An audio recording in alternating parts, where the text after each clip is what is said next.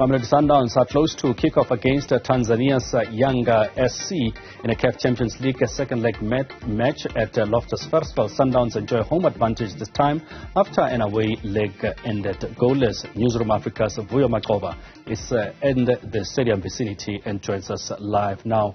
Vuyo, a very big game for Mamelodi Sundowns. One can easily say a must-win. But what is the support looking like ahead of this game? Good evening to you, Kwena, and to the Newzroom Afrika viewers. As you say, I mean, we cannot explain just the magnitude of this game, not just for Sundowns, but of course Yanga SC as well, especially when you look at the history in this competition. Now, in the case of Mamelodi Sundowns, I mean, the last time that they reached a semi-final stage was back in the 2018-2019 season. And Coach Rulani Mukwena has been adamant and determined about this season that Sundowns needs to make sure that they get into a semi-final stages and the final stages if they want to make it as one of, some of the big teams that on the African continent. There's no other way to do it than to get into the semi-finals and the finals as well. One of the things that he also talked about in the build-up to this game was a call to the Yellow Nation that they need to come to Loftus Stadium in their numbers. We know very well when Sundowns is playing these kind of matches at home, whether it's against Al Ahly or against Wydad Casablancas, there's always that call from the coaches and the technical side to say the Yellow Nations needs to come in. We need to hear the drum here at the stadium. And while they go in and fight, he extended to say that as the players go into the fight in the field, he needs the fans to be there as well, fighting with them. If there was a moment that they needed to worship Mamelodi Sundowns, this is the moment. So I'm going to ask Unjabulo Cele just to pan on the right-hand side so that you can show you just the number of fans that are still streaming into the stadium. And of course, this match is just about to start in less than 10 minutes, but you still got scores of fans. Either they have decided that they want to come to the stadium very late, or they drove into the stadium later because at the end of the day, it's still a Friday and some were coming in from their office spaces. But the call was sent out by Rulani Mukwena and the technical side. We need fans to be here. We need the Yellow Nation. We need the drums beating. And like I said, if there was any ever time that they needed to worship Mamelodi Sundowns, as at this point. The last time that Sundowns, reached the final of this competition and went on to win it was back in 2016. So that dream still lives in there, that they want to get back into that space and of course gain that continental glory. But of course, on the younger side as well, we got the opportunity earlier on to go to Menlyn Mainside where the younger team was staying, and I got the chance to speak to the office managers there, goes to speak to the president of the team as well, just to get a sense of how they are feeling. They also have a number of fans that are coming to the stadium. They might not be as much as Mamelodi Sundowns, but they've got fans that have come even all the way from Tanzania side to come and whisper for the team, because that's how little there will be, I think, at this stadium, that they'll just sound like a whisper. But they are hoping that the team is hoping that they'll at least be loud enough to give them their cheer as they've come this far in this competition. In the Confederations Cup last season, we know them very well that they reached the final. And that's the determination from their team, the younger team, that they want to do the same thing with the CAF Champions League. But Kwena, a person that knows this team very well and has traveled to Tanzania a couple of times, very close especially to the younger team, is Mthokozisi Dube from Far Post, their editor. He joins me now just to give us a sense, of course, in how this game is looking for both the sides, and especially with Yanga as well. Mthokozisi, appreciate your time on Newzroom Afrika. Scores of fans coming in. Me and yourself were at the hotel, the younger team as well. But on the deeper side, you understand just how important this is for the younger team. Absolutely. Good evening to the viewers. It's a big game for young Africans. I mean, this is the first time they've made it to the last 8 of the CAF Champions League. And obviously, getting into the semi-final would be massive for them. I mean, we know this is a project that started 4 years ago. They've already won 2 league titles. Now they need to go onto the continent and show their mettle. So it's going to be a massive one for them.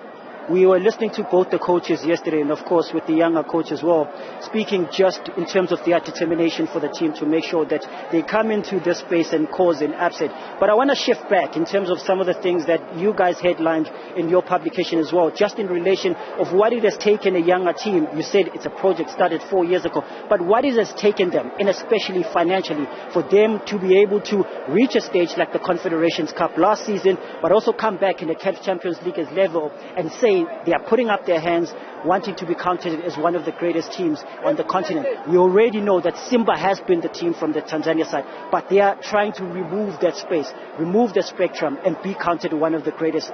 But it has not been financially easy for the team.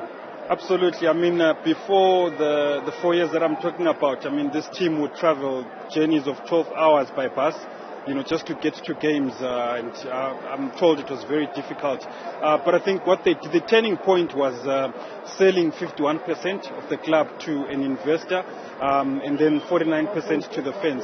And obviously, they've been able to generate funds from revenue, from their fans. The fans buy cards, there's cards that they buy and pay $1 per month, and also to access their app, which is all exclusive content, they pay as well a fee of $1. And I remember at some point they were saying they'd made about $500,000 just from the membership fees, so which is about 7 million rands.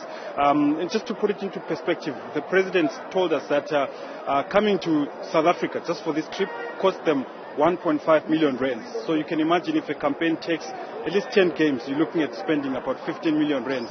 So I think it's taken that just to turn things around and be able to have a bit of financial stability to compete on this, in this competition. Starting lineups are out, of course. Sundowns fan who wanted to come in, and especially when you look at the game that they played during the week, having switched up the starting lineup of the team. That's their side. That's Coach Rulani Mukwena saying, I want to rest the big guns to make sure that in this case. But there was something that Yanga did very well in the first leg to make sure that they get that 0-0 draw at home. What was it from the Yanga side, which I guess in this case they will try and hopefully repeat? I watch Young Africans all the time. And the game that they played against Sundowns is definitely not how they play on the domestic scene. They are a team that loves to have possession. They are a team that loves to exploit spaces and create chances and score goals. I mean, they've scored 5 goals in 5 games this season in all competitions. But going into that game, I think they deployed a mid block where they made sure that Sundowns wouldn't dominate in midfield. They wouldn't build from the back as well. I mean, Sundowns struggled to build from the back in the first leg. They didn't create too many chances, maybe because of the absence of Themba Zwane. And obviously Themba coming in today, I think that changes the dynamic. But I think the one challenge that young Africans have going into this game is an injury to Khalid Aucho. Many South Africans would know him from his time at Baroka. He plays as their number 6, very key player in their squad, but I see he's not made the starting lineup because of a knee injury today. So I think they would actually approach the game the very same way that they did in Dar es Salaam, but try to catch Sundowns on the counter and try to convert their chances this time around. In closing, a quick one, the team that's going through to the semi-finals? Look, Sundowns have the experience, and I think they will win this one, and I'd predict a 2-0 scoreline.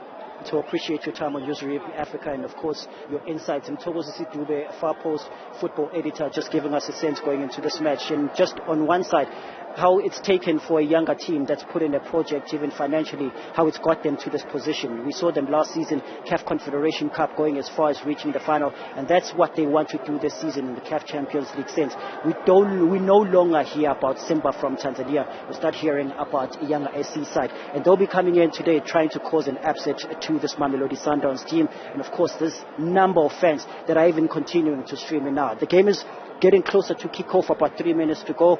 The bigger picture for Sundowns is getting to that semi-final stage, which has eluded them for the longest time, 2018-2019 season, and possibly going all the way and repeating what was done in the 2016 season, where they went all the way and won the CAF Champions League. Back to you in studio. Well, Vuyo, thank you very much. Indeed, looking ahead to that game that is kicking off any minute now. Mamelodi Sundowns up against Young Africans of Tanzania.